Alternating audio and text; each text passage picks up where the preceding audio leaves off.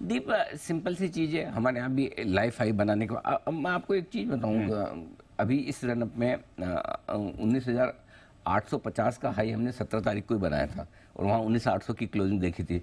19,800 से 19,000 आने में आपने मुश्किल से 5-6 ट्रेडिंग सेशन लगाए। स्पीड इस बार क्या हुआ है, दो चीज़ें हुई दीप जो ज़्यादा परेशान करने वाली है। एक घटने की स्पीड और दूसरा मिड कैप स्मॉल कैप शेयरों का बड़ा करेक्शन। पिछले कुछ महीनों से हमारी अप्रैल के बाद से हमारी आदत बिगड़ गई थी या बदल गई थी, जो भी कहते हैं, कि हमें स्पीड से घटने की आदत नहीं है। ट्रू, ठीक है। और अगर एक आध दो दिन घटते तो वापस रिकवरी आती है। सो इस बार पहली बार ऐसा हुआ कि हम रिकवरी किसी भी लेवल से नहीं देख रहे हैं, तो घटने की स्पीड थोड़ी बढ़ी है। दूसरा, मिड कैप स्मॉल कैप शेयरों में 1-1.5-2 दिनों का करेक्शन होता था और उसके बाद वापस चल पड़ते थे।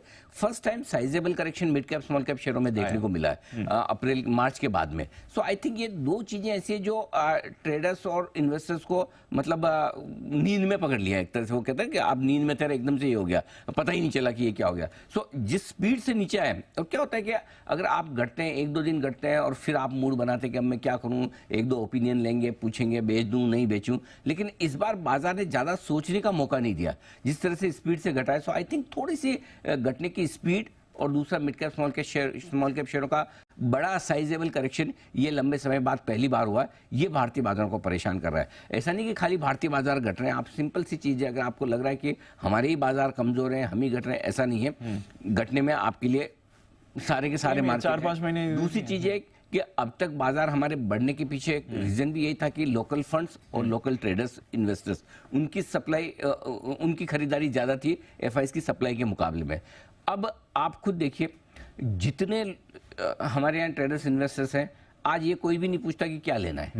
सब पूछता है कि सब बेच दूं क्या, करेक्ट, और नीचे जाएगा क्या, कितना खराब हो जाएगा, ठीक है। और लेने का मन है ही नहीं, बेचने का मन है। और जब बेचने का मन हो तो फिर ऐसे में आप हाथ रोक रहे हैं और किसी को भी ये नहीं लगता कि आज नहीं खरीदूंगा तो कल नीचे नहीं मिलेगा या ऊपर मिलेगा। सो वो जो फील है जिससे आप एक बार खरीदना नहीं चाहते, फिर दूसरे लोग जिनका थोड़ा बहुत प्रॉफिट है या लॉस सहन करने की क्षमता कम है, उन्हें अपनी पोजीशन रिड्यूस भी करनी पड़ रही है और उसके ऊपर तीसरी एक्सपायरी और आ गई, मंथली एक्सपायरी। सो इन सब का कॉम्बिनेशन ऐसा है जो मार्केट में थोड़ा सा कैपिटुलेशन कर रहा है। उसको हिंदी में क्या कहना चाहिए, जरूरत से ज्यादा बिकवाली। जो जरूरत से ज्यादा मतलब आप और हमारी सोच से ज्यादा बिकवाली।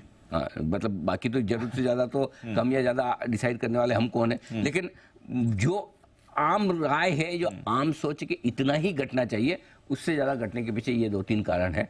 और इसलिए लास्ट वीकली एक्सपायरी से मैं लगातार एक ही चीज़ बना रहा हूँ, इस मंथली एक्सपायरी तक आज तक आपको मुश्किल रहेगी, कोई साइजेबल रिकवरी आएगी नहीं। मैं उम्मीद करता हूं कि मैं सही रहूं। अब तक सही हुआ कि इस मंथली एक्सपायरी तक रिकवरी नहीं होगी, लेकिन मेरी जो उम्मीद है कि नई सीरीज की शुरुआत से लेकर दिवाली तक मूड माहौल थोड़ा स्टेबल और पॉजिटिव साइड पर रहना चाहिए।